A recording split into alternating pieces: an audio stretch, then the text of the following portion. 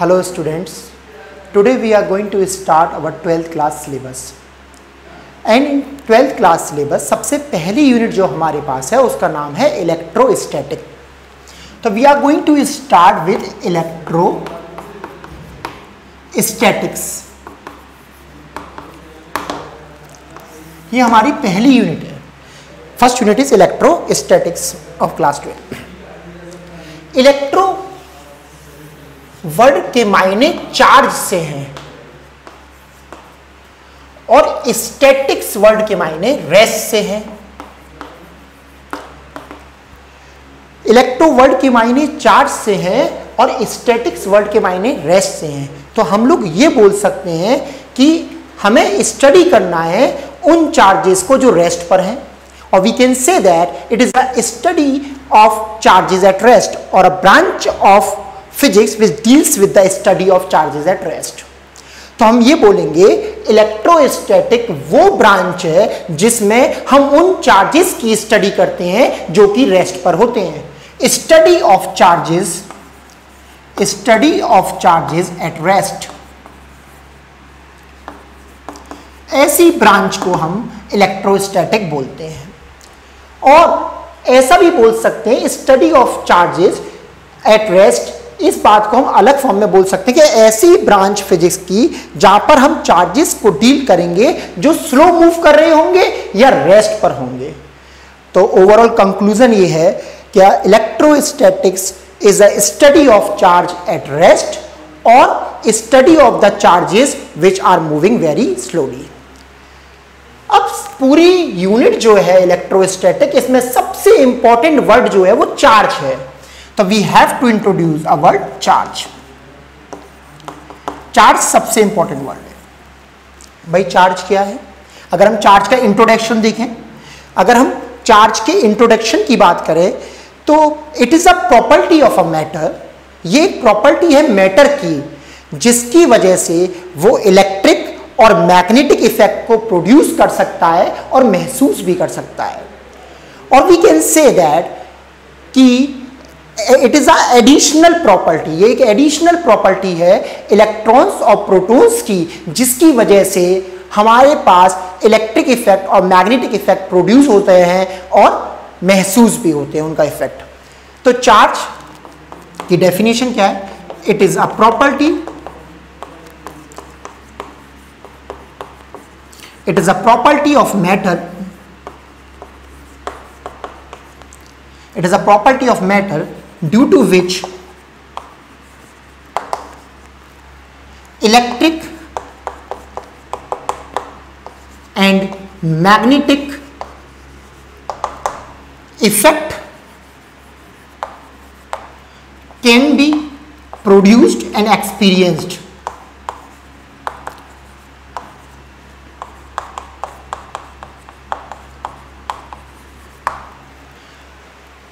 Charge की basic definition क्या है? ये एक प्रॉपर्टी है मैटर की जिसकी वजह से इलेक्ट्रिक और मैग्नेटिक इफेक्ट प्रोड्यूस भी होते हैं और महसूस भी होते हैं.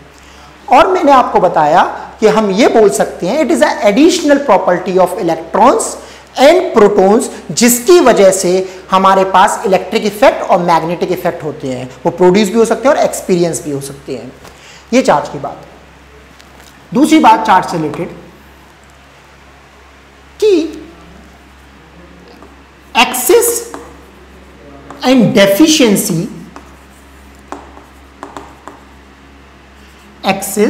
Deficiency of electrons, excess and deficiency of electrons in a body gives the concept of charge.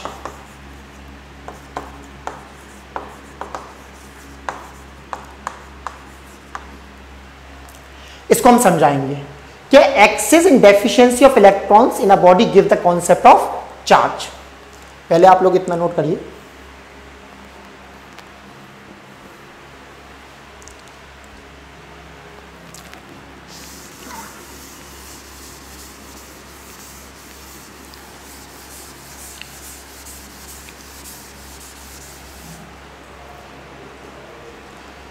तो ये बात समझ में आ गई कि भाई इलेक्ट्रोस्टैटिक्स एक ऐसी ब्रांच है फिजिक्स की जहां पर हम चार्जेस के बारे में स्टडी करते हैं जो कि रेस्ट पर होते हैं या बहुत स्लो मूव कर रहे होते हैं। ये तो बात हो गई इलेक्ट्रोस्टैटिक वर्ड की। अब इलेक्ट्रोस्टैटिक जो वर्ड है, इलेक्ट्रोस्टैटिक जो यूनिट है, उसमें we have to deal with charge. हमें चार्ज के बारे में डील करना है, तो we have to understand what is charge. अगर हम चार्ज की बात करें तो it is a property of matter due to which electric and magnetic effect can be produced and experienced. मतलब ये मैटर की वो प्रॉपर्टी है जिसकी वजह से इलेक्ट्रिक और मैग्नेटिक इफेक्ट प्रोड्यूस होते हैं या एक्सपीरियंस होते हैं। दूसरी बात हमने क्या लिखी है, excess and deficiency of electrons in a body give the concept of charge. We have to understand that, क्या है ये। जैसे एक बॉडी है, इस पे माना 4 प्रोटॉन्स हैं और 4 इलेक्ट्रॉन्स हैं, मतलब this body is neutral body. कोई इस पे चार्ज नहीं है, ओवरऑल बॉडी कैसी है, न्यूट्रल बॉडी। अगर यहां पर 4 पॉजिटिव है और तो 4 नेगेटिव है, ये 4 प्रोटॉन्स है और ये 4 इलेक्ट्रॉन्स हैं। प्रोटॉन्स और इलेक्ट्रॉन्स का जो चार्ज होता है वो सेम होता है, इसलिए ओवरऑल नेट चार्ज कितना हो गया, 0। इसका मतलब ये है कि न्यूट्रल बॉडी के पास भी इलेक्ट्रॉन्स और प्रोटॉन्स होते हैं। इसका मतलब न्यूट्रल बॉडी के पास भी मास होता है। न्यूट्रल बॉडी के पास भी इलेक्ट्रॉन्स और प्रोटॉन्स होते हैं, मगर न्यूट्रल बॉडी के पास इलेक्ट्रॉन्स और प्रोटॉन्स इक्वल नंबर में होते हैं। मगर इक्वल नंबर में होने का मतलब net charge on a body is 0, मगर इलेक्ट्रॉन और प्रोटॉन्स होने की वजह से, मैटर होने की वजह से इसके पास मास होता है। माना हमने ये जो यहां से एक इलेक्ट्रॉन मैंने रिमूव कर दिया, तो यहां पर इलेक्ट्रॉन की डेफिशिएंसी हो गई। पहले यहां पर 4 प्रोटॉन्स थे और 4 इलेक्ट्रॉन्स थे, अब मैंने यहां से एक इलेक्ट्रॉन निकाल दिया। इसका मतलब इस बॉडी के पास डेफिशिएंसी ऑफ इलेक्ट्रॉन्स हो गया। जब ये डेफिशिएंसी ऑफ इलेक्ट्रॉन्स हो गया तो ये बॉडी कहलाती है पॉजिटिव चार्ज बॉडी। ये बॉडी कहलाती है पॉजिटिव चार्ज्ड बॉडी। और अगर हम देखें इस बॉडी को, अगर यहां पर अगर मैंने यहां से एक इलेक्ट्रॉन एक्सटर्नल सोर्स से ऐड कर दिया इसके पास, तो इस बॉडी के पास एक्सेस ऑफ इलेक्ट्रॉन्स हो गए, इलेक्ट्रॉन ज्यादा हो गए इस बॉडी के पास। जब इस बॉडी के पास इलेक्ट्रॉन ज्यादा हो गए तो ये बॉडी कैसी कहलाएगी, नेगेटिवली चार्ज बॉडी। क्या कहलाएगी, negative charge body.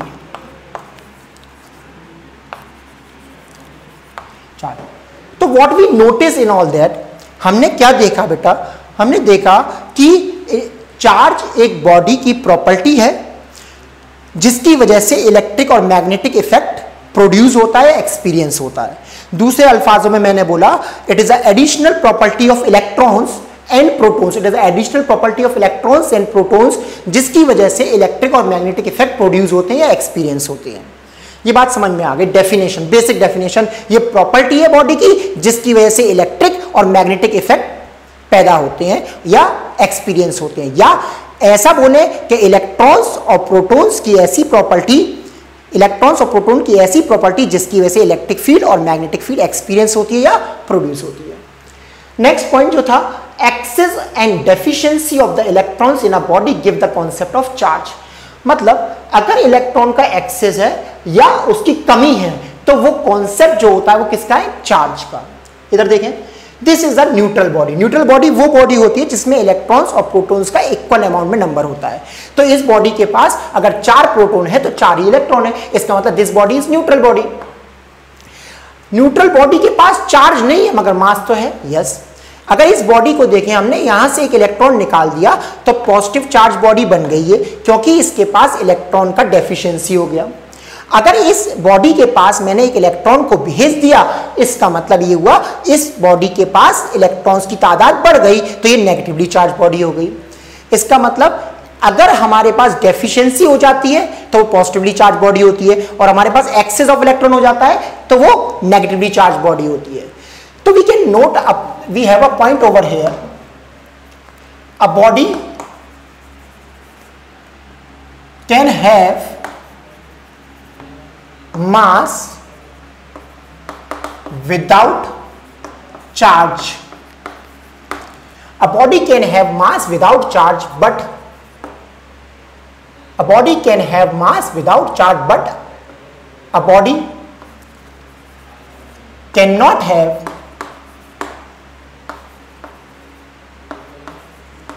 charge without mass. मतलब एक बॉडी के पास मास हो सकता है बिना चार्ज के, मगर किसी बॉडी के पास चार्ज नहीं होता बिना मास के। इतनी बात नोट करें। जब बिल्कुल बेसिक बातें चल रही हैं, मैं बार बार बता रहा हूं आपको, बहुत बिल्कुल बेसिक से लेंगे। आज का लेक्चर बहुत ज़्यादा बेसिक है। हमने बताया कि हम लोगों को इलेक्ट्रोस्टैटिक्स पढ़ना है, उसके बाद इलेक्ट्रोस्टैटिक्स में पूरा चार्ज के बारे में पढ़ना है। और चार्ज एक बॉडी की प्रॉपर्टी होती है जिसकी वजह से वो इलेक्ट्रिक और मैग्नेटिक फील्ड को पैदा करती है या एक्सपीरियंस करती है। और दूसरी बात मैंने बताई कि कॉन्सेप्ट ऑफ चार्ज कहां से आता है बेटा, excess and deficiency of electrons in a body give the concept of charge. अगर किसी बॉडी के पास इक्वल अमाउंट में प्रोटॉन्स होते हैं और इक्वल अमाउंट में इलेक्ट्रॉन्स होते हैं, इसका मतलब वो बॉडी न्यूट्रल बॉडी कहलाती है। इसका मतलब न्यूट्रल बॉडी का मतलब ये नहीं है कि उसके पास मास नहीं है, क्योंकि उसके पास इलेक्ट्रॉन्स और प्रोटॉन्स है, इसका मतलब उसके पास मास भी है। और ये बॉडी, इस पे हमने इलेक्ट्रॉन निकाल दिया बाहर, इसका मतलब इस पे पास डेफिशिएंसी हो गई, इसके पास, तो इसके पास डेफिशिएंसी होगी तो इसके बाद पॉजिटिव चार्ज ज्यादा हो गया तो ये बॉडी पॉजिटिवली चार्ज बॉडी कहलाएगी। और अगर हमने इलेक्ट्रॉन दे दिया तो ये बॉडी नेगेटिवली चार्ज बॉडी कहलाएगी। इसके बारे में मैंने एक पॉइंट लिखा, a body can have mass without charge but a body can not have charge without mass. इतना नोट कीजिए आप लोग।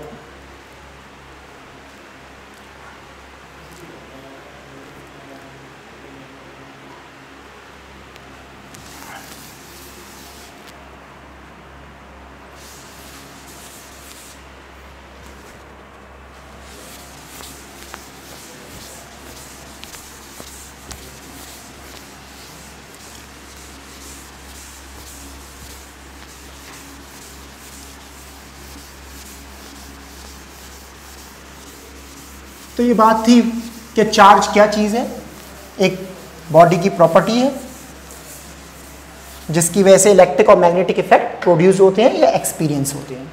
Now come to the point, units and dimension of charge.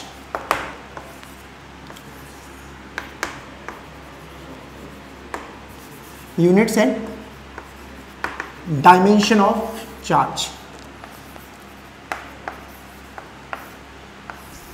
Units and dimension of charge. ऐसा unit of charge जो होती है, ऐसा unit of charge बेटा कूलम है। ऐसा यूनिट चार्ज की कूलम है। और सीजीएस यूनिट की बात करेंगे तो सीजीएस में हमारे पास दो यूनिट्स हैं। एक का नाम हमारे पास है ईएसयू, इसको हम इलेक्ट्रोस्टैटिक यूनिट भी बोलते हैं। इलेक्ट्रोस्टैटिक यूनिट बोलते हैं या ईएसयू भी बोलते हैं, इलेक्ट्रोस्टैटिक यूनिट। और फ्रैंकलिन, इसको हम फ्रैंकलिन बोलते हैं। और दूसरी यूनिट है ईएमयू, इलेक्ट्रोमैग्नेटिक यूनिट है ये, इलेक्ट्रोमैग्नेटिक यूनिट। इलेक्ट्रोमैग्नेटिक यूनिट का दूसरा नाम होता है एब कूलम। एब कूलम एक ही वर्ड है, abcoulomb. Abcoulomb is the another name for electromagnetic unit. इसका रिलेशन क्या है, 1 coulomb is equal to 3 × 10⁹ statcoulomb. Statcoulomb मतलब इलेक्ट्रोस्टैटिक, ईएसयू को हम स्टेट कूलम बोलते हैं शॉर्ट में, statcoulomb. 1 coulomb is equal to 3 × 10⁹ statcoulomb. और यहां पर 1 coulomb is equal to 1/10 EMU. Electrostatic unit जो होती है वो तब यूज होती है जब चार्जेस रेस्ट पर होते हैं। इलेक्ट्रोस्टैटिक यूनिट तब यूज होती है जब चार्जेस रेस्ट पर होते हैं। और एक कूलम में 3 × 10⁹ स्टेट कूलम है। और अनदर यूनिट इज सीजीएस में ईएमयू, इसका दूसरा नाम क्या है, ईएमयू का फुल फॉर्म क्या है, इलेक्ट्रोमैग्नेटिक यूनिट। और इसका दूसरा नाम क्या है, एब कूलम। एक कूलम में 1/10 ईएमयू होते हैं। यहां तक की बात समझ में आई? तो this is the description of units of charge. तो अभी हमने देखा कि चार्ज की एसआई यूनिट कूलम है और सीजीएस यूनिट उसकी दो है, एक का नाम ईएसयू है इलेक्ट्रोस्टैटिक यूनिट और एक का नाम है EMU electromagnetic unit. Electrostatic unit का दूसरा नाम फ्रैंकलिन भी है। एक कूलम में 3 × 10⁹ स्टैट कूलम होते हैं और ईएमयू में एक coulomb is equal to 1/10 EMU होते हैं। ओके, यहां तक हमने बात कर ली यूनिट्स की। अब बात करते हैं प्रॉपर्टीज ऑफ चार्ज।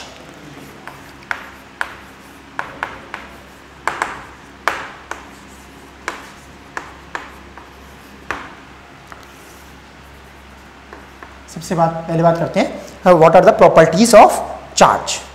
तो first is charge is quantized in nature.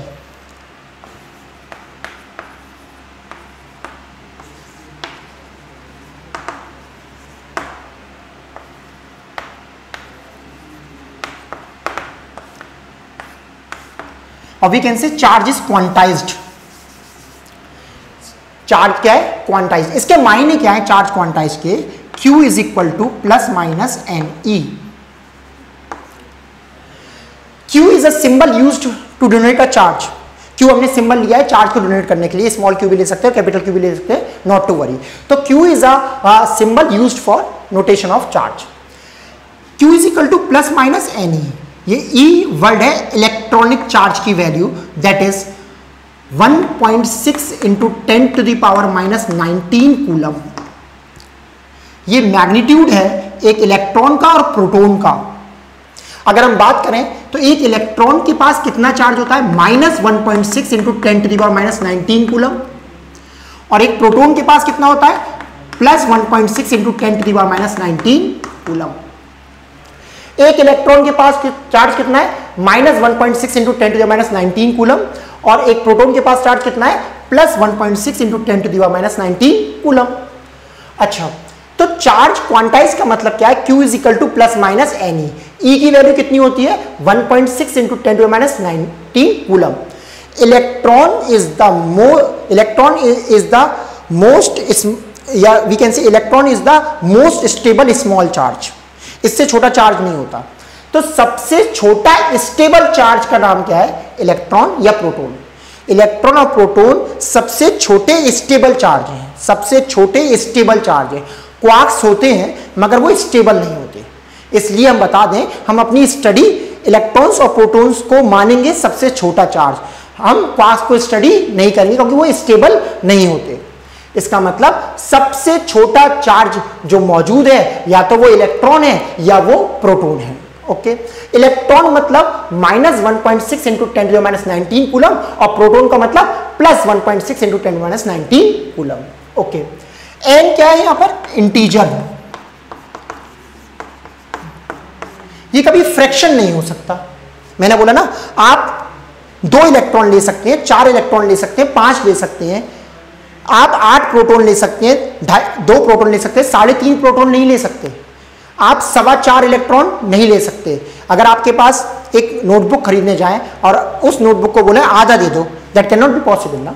तो इलेक्ट्रॉन सबसे छोटा है, इसका इंटीग्रल मल्टीपल में आपको चार्ज मिल सकता है।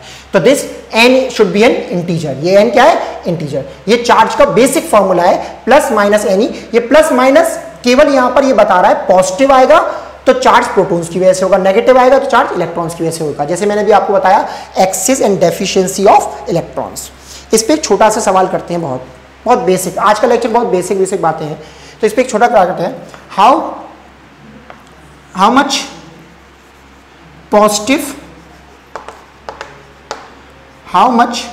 Positive and negative charge, how much positive and negative charge is there in a 250 gram of water?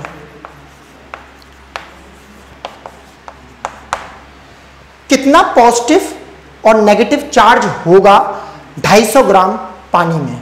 तो हमें ये निकालना है कितना positive, how much positive and how much negative charge is there in a 250 gram of water. ये ऊपर वाला part drop कर देते हैं, ये लिख लो।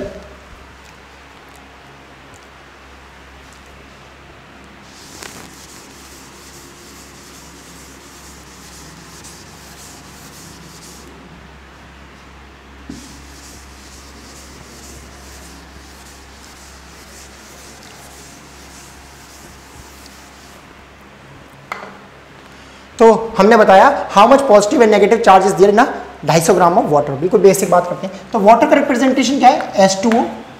इसका मतलब मैं इसको ऐसे लिख सकता हूं 1H1O816।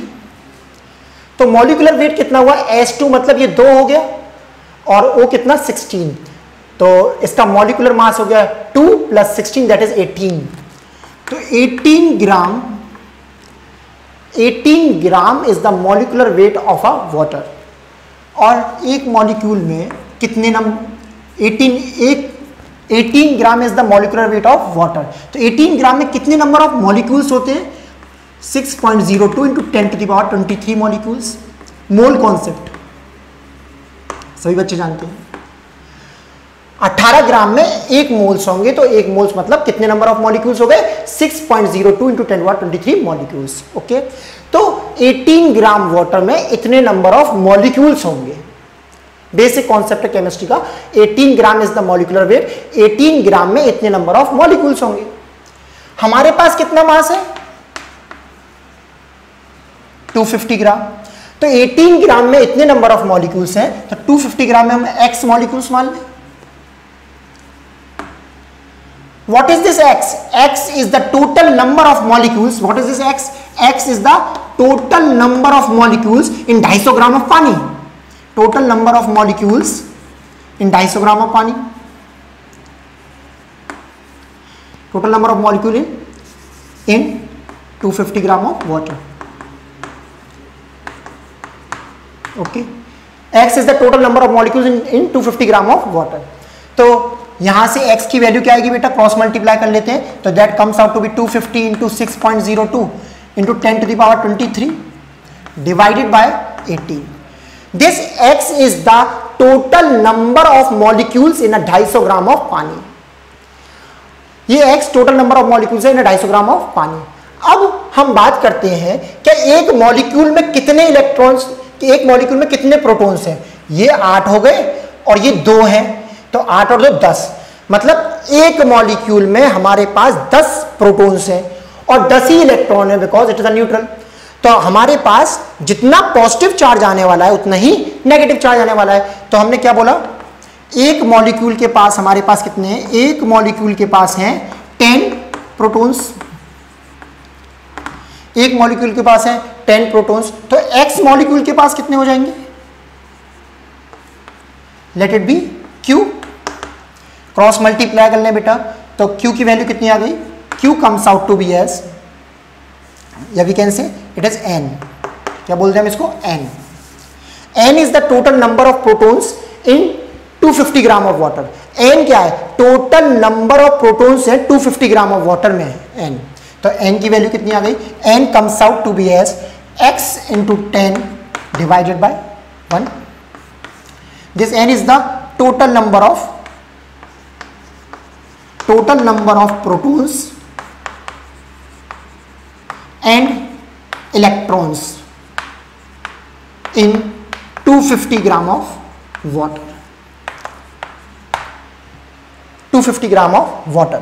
तो हम देखेंगे कि हमने बताया था, सवाल क्या था? How much positive and negative charge is there in 250 gram of water. हमें ये बताना है कितना पॉजिटिव और नेगेटिव चार्ज है इन 250 ग्राम ऑफ वाटर। ये बात आपने लिख ली होगी। How much positive and negative charge is there in 250 gram of water. तो सबसे पहले हमने लिखा वाटर H2O, तो ये 1H1 8O16। तो कितना मॉलिक्यूलर वेट है इसका? 16, और यहां 2 18 हो गया। तो 18 ग्राम में इतने नंबर ऑफ मॉलिक्यूल्स होते हैं। जितना मॉलिक्यूलर वेट होता है एवोगाड्रो नंबर के बराबर मॉलिक्यूल्स होते हैं। जितना मॉलिक्यूलर वेट होता है उसके एवोगाड्रो नंबर के बराबर मॉलिक्यूल्स होते हैं। तो 18 ग्राम में इतने नंबर ऑफ मॉलिक्यूल्स हैं। आपके पास कितना ग्राम है? 250 ग्राम। तो इतने ग्राम में इतने मॉलिक्यूल्स, तो इतने ग्राम में कितने मॉलिक्यूल्स? क्रॉस मल्टीप्लाई कर लीजिए, you will get the answer x is equal to 250 × 6.02 × 10⁻23 divide by 18। This x is mainly the total number of molecules in 250 gram of water. अच्छा, एक मॉलिक्यूल की बात करें तो यहां 8 प्रोटॉन और ये 2 है, तो 2, तो कितना हुआ? 10। तो एक मॉलिक्यूल में 10 प्रोटॉन है और 10 ही इलेक्ट्रॉन है, क्योंकि ये न्यूट्रल है। जितने नंबर ऑफ प्रोटॉन्स होंगे उतने नंबर ऑफ इलेक्ट्रॉन्स होंगे।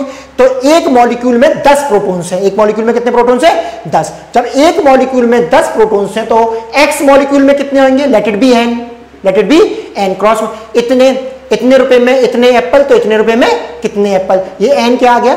x into 10/1। This n is the total number of protons and electrons. इतने ही प्रोटॉन्स हैं एंड इतने ही इलेक्ट्रॉन्स हैं 250 ग्राम ऑफ पानी में। चार्ज का फॉर्मूला भी बताया हमने।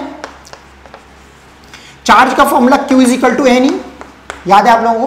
तो ये n कितना आया? x into 10 divided by 1 into e की वैल्यू कितनी है? 1.6 इंटू 10⁻19 कूलम। तो this is the charge, this is the total positive charge in 250 gram of pani and this is the total negative charge in 250 gram of pani. क्योंकि जितने number of protons हैं उतने ही number of electrons हैं, इसलिए जितना positive charge आएगा उतना ही negative charge आएगा। Put the value of x here and gate the answer for charge. इतना आराम से देख लीजिए, नोट कर लीजिए। तो प्रॉपर्टीज ऑफ चार्ज चल रहा था, तो पहली प्रॉपर्टी हमने पढ़ी क्वांटाइजेशन ऑफ चार्ज। अब हम पढ़ते हैं next property, that is charge is invariant with speed.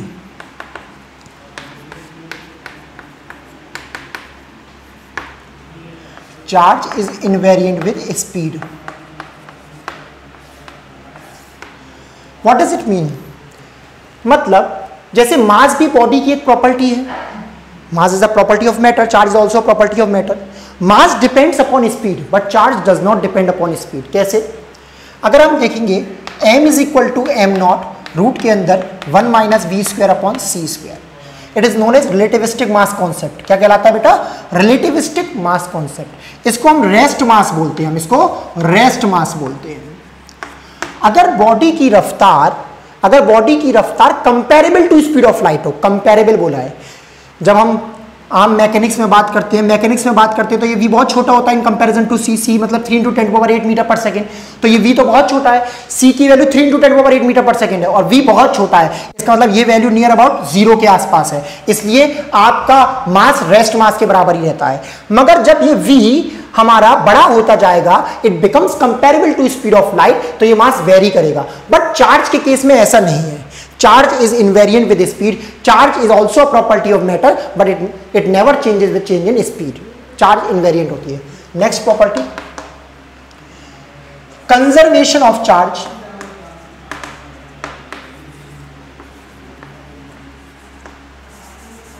Next property, conservation of charge. जैसे एक बॉडी है, न्यूट्रल बॉडी है, जैसे एक न्यूट्रल बॉडी है, यहां से हमने एक इलेक्ट्रॉन को निकाल दिया, तो जितना इलेक्ट्रॉन निकला है, जितना चार्ज निकला है उतना ही पॉजिटिव छोड़ के गया है। मतलब charge can neither be created nor be destroyed. कोई हमने पैदा नहीं किया, जितना हमने नेगेटिव बाहर कर दिया उतना ही यहां पर पॉजिटिव आ जाएगा।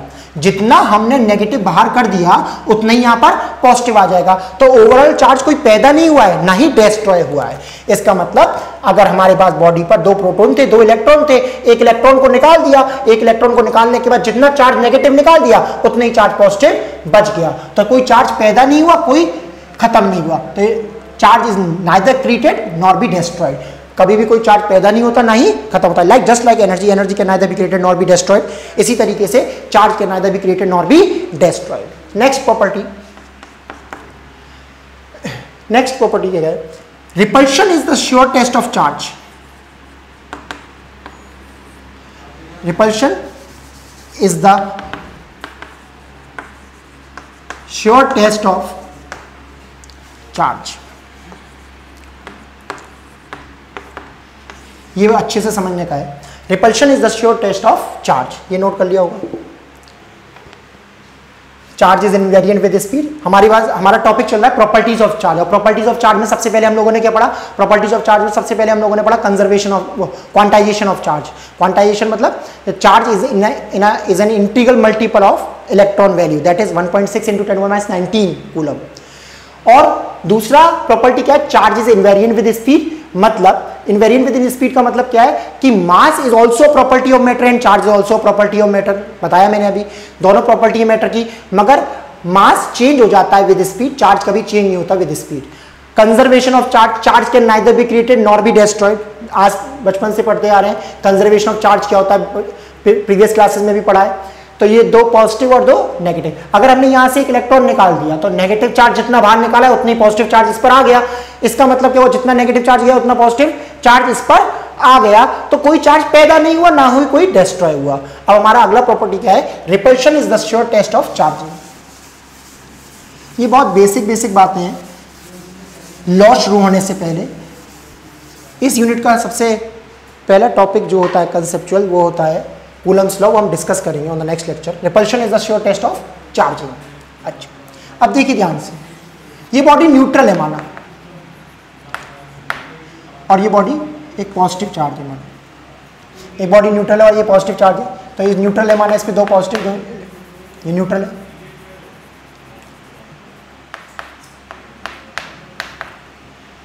ये पॉजिटिव है, ये एक पॉजिटिव बॉडी है, पॉजिटिव चार्ज है। अब क्या होगा, ये पॉजिटिव पॉजिटिव को रिपेल करेगा, तो पॉजिटिव किधर शिफ्ट कर जाएंगे, इधर, और ये नेगेटिव इधर आ जाएगा। ओके, इसका मतलब इस बॉडी की कंडीशन इस तरीके से हो जाएगी, इस बॉडी कंडीशन इस तरीके से हो जाएगी। ये पॉजिटिवली चार्ज बॉडी है, ये कोई पॉजिटिवली चार्ज बॉडी है, ये कोई पॉजिटिवली चार्ज बॉडी है, और ये न्यूट्रल बॉडी है। तो आपने क्या देखा, नेगेटिव पॉजिटिव के पास आ गया, और ये पॉजिटिव इससे दूरी बनाया हुआ है। तो जो फोर्स है नेगेटिव पॉजिटिव वाला, वो ज्यादा स्ट्रांग होगा in comparison to positive positive वाला। इसका मतलब रिपल्सिव फोर्स और ये अट्रैक्टिव फोर्स, अट्रैक्टिव फोर्स की ताकत ज्यादा है क्योंकि इनके बीच की दूरी कम है, तो अट्रैक्टिव फोर्स की ताकत ज्यादा है क्योंकि इनके बीच की दूरी कम है, और रिपल्सिव फोर्स की ताकत कम है क्योंकि इनके बीच की दूरी ज्यादा है। इसका मतलब रिपल्सिव फोर्स वीक है in comparison to attractive force. इसका मतलब ये हुआ कि अगर कोई न्यूट्रल बॉडी चार्ज बॉडी के पास होगी तो वो हमेशा अट्रैक्ट करेगी, अट्रैक्टिव फोर्स ज्यादा है। तो न्यूट्रल बॉडी अगर चार्ज बॉडी के पास होगी तो वो अट्रैक्ट करेगी। इसी तरीके से हम नेगेटिव में जाके देख लें, ये न्यूट्रल बॉडी और ये नेगेटिव चार्ज बॉडी बना, तो ये न्यूट्रल बॉडी है, जितना पॉजिटिव उतना नेगेटिव, और ये नेगेटिव, ध्यान से समझिएगा, जितना पॉजिटिव उतना नेगेटिव, और ये पूरा नेगेटिव। Okay done. तो जितना पॉजिटिव उतना नेगेटिव, और ये पूरी नेगेटिव बॉडी। जब ये नेगेटिव इसके पास आएगी तो ये नेगेटिव को रिपेल करेगी, तो नेगेटिव इधर आ जाएगा, और पॉजिटिव को अट्रैक्ट करेगी, तो पॉजिटिव इधर आ जाएगा। ओके, अब वही ये फोर्स कौन सा हो गया, अट्रैक्टिव, और ये फोर्स कौन सा हो गया, रिपल्सिव। ये रिपल्सिव फोर्स हुआ, ये अट्रैक्टिव फोर्स हुआ। किसकी ताकत ज्यादा है, जो नजदीक है उसका बॉन्ड ज्यादा होगा, इसका मतलब अट्रैक्टिव फोर्स ज्यादा है, तो ये दोनों बॉडी क्या कर जाएंगी, अट्रैक्ट। तो अगर एक बॉडी चार्ज भी नहीं है फिर भी अट्रैक्ट कर रही है, ये बताना चाह रहा था। अगर एक बॉडी चार्ज नहीं है फिर भी अट्रैक्ट कर रही है, ऐसा नहीं है अपोजिट चार्ज बॉडी ही अट्रैक्ट करे। अपोजिट चार्ज बॉडी तो अट्रैक्ट करती है, हम लोग 10th क्लास में पढ़ा था, पॉजिटिव और नेगेटिव चार्ज बॉडी अट्रैक्ट करेंगी, तो अपोजिट चार्ज बॉडी तो अट्रैक्ट करती है, मगर एक न्यूट्रल बॉडी भी किसी भी चार्ज बॉडी से अट्रैक्ट ही करती है। देखिए ये न्यूट्रल बॉडी थी, इसके बाद पॉजिटिव लेके आए तो चार्ज का रीडिस्ट्रीब्यूशन हो गया। ये एक अच्छा कॉन्सेप्ट है, ये हम पढ़ेंगे, जिसको इंडक्शन बोलते हैं, रीडिस्ट्रीब्यूशन ऑफ चार्ज, वो अभी आगे पढ़ेंगे मेथड्स ऑफ चार्जिंग में। तो ये रीडिस्ट्रीब्यूशन ऑफ चार्ज हो गया, तो ये इसके नजदीक है। अट्रैक्टिव फोर्स ज्यादा ताकतवर है in comparison to repulsive force, attractive force ज्यादा ताकतवर है in comparison to repulsive force. तो ओवरऑल नेट फोर्स कौन सा बचा, वो अट्रैक्टिव बचा। इसका मतलब ये न्यूट्रल बॉडी चार्ज बॉडी से अट्रैक्ट हो रही है, और यहां पर भी एक न्यूट्रल बॉडी है, दो पॉजिटिव दो इलेक्ट्रॉन, मतलब जितना पॉजिटिव उतना नेगेटिव, तो ये न्यूट्रल बॉडी है। अब इसके पास कौन सी लेके आए, नेगेटिव चार्ज बॉडी। जब इसके पास नेगेटिव चार्ज बॉडी लेके आए तो ये नेगेटिव इन नेगेटिव को रिपेल कर देगा, तो ये उधर खिसक जाएंगे, और इन पॉजिटिव को अट्रैक्ट कर लेगा ठीक है। तो पॉजिटिव और नेगेटिव के बीच में कैसा फोर्स होता है, अट्रैक्टिव फोर्स। अट्रैक्टिव फोर्स ताकतवर होगा क्योंकि दूरी कम है, तो यहां पर भी नेट फोर्स जो आएगा वो अट्रैक्टिव होगा। तो एक न्यूट्रल बॉडी के पास कैसी भी बॉडी लेके आओ, वो हमेशा अट्रैक्ट करेगी। इतनी बात समझ में आई। अब हम देखें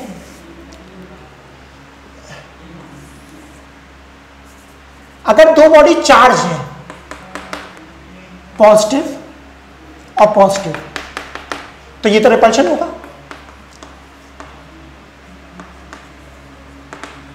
और दो बॉडी नेगेटिव नेगेटिव है, तब भी क्या होगा, रिपल्शन। और अगर दो बॉडी एक पॉजिटिव है और एक नेगेटिव है तो क्या हो रहा है, अट्रैक्शन।